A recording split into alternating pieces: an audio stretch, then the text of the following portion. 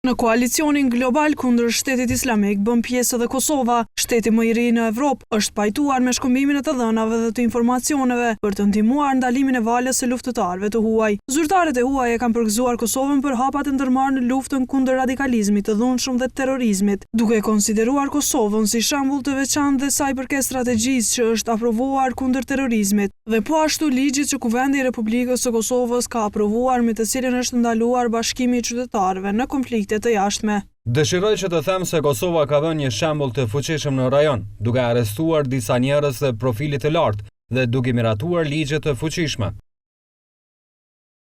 Kërcënimet të shumëfishta në Evropën juglindore, siç janë ekstremizmi i dhunshëm, vala e pashembull të migruesve dhe refugjatëve, armet, narkotiket dhe kontrabanda me njerëz kërkojnë përgjigje gjithëpërfshirëse dhe të bashkërënduar nga të gjitha vendet e rajonit. Angazhimi i KFOR-it kundër terrorizmit, konkretisht kundër ISIS këtu në Ballkan është evident.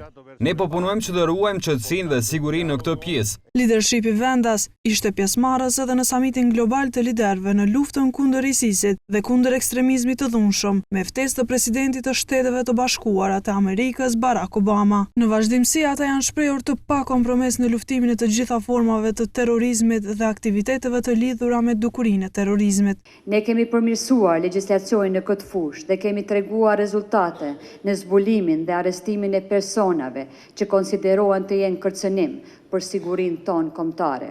Kur nuk do të leruan fundërina tilla që Kosovën, e cila ka orientim perëndimor, ta tentojnë ta drejtojnë drejt të rrugtimit i cili është humner edhe i cili është vetëm një primitivizëm edhe manipulim me besimin islam. Ndonse nuk kanë ndonjë informacion për ndonjë kërcënim të veçantë, autoritetet e sigurisë në Kosovë kanë shtuar masat e sigurisë në të gjitha nivelet. Edhe Kosova nuk mund të jetë imune e paprekur nga kjo e keqe globale.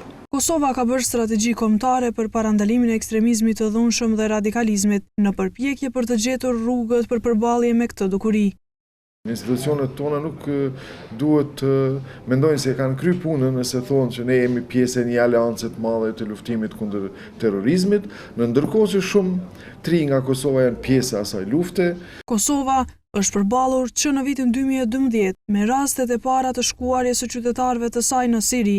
Fillimisht ata u ishin bashkuar forcave opozitare që luftonin për rrëzimin e regjimit të presidentit sirian Bashar al-Assad, por më vonë shumica e tyre u bashkuan me organizatat si Al-Nusra apo dhe grupi i quajtur Shteti Islamik i Irakut dhe Sirisë. Mediat e huaja kanë realizuar një varg storiesh në të cilat shkruanin se nga Kaçaniku prej nga e ka prej ardhen i shumë përfolur i Lavdrim Muhaxheri. Në 3 vjetët e kaluara, 24 banor lokal kanë shkuar për të luftuar për grupin xhihadist në Siri e Irak, duke i dhënë qytetit të 30.000 banorëve reputacionin e padëshiruar si kryeqytet xhihadist i Ballkanit. Ministria e Punëve të Brendshme vlerëson se 300 kosovar kanë ndjekur hapat e Lavdrim Muhaxherit, duke e bërë Kosovën kontribuesin më të madh në Evropë për kokë banori. Deri më tani 50 prej tyre janë deklaruar të vdekur.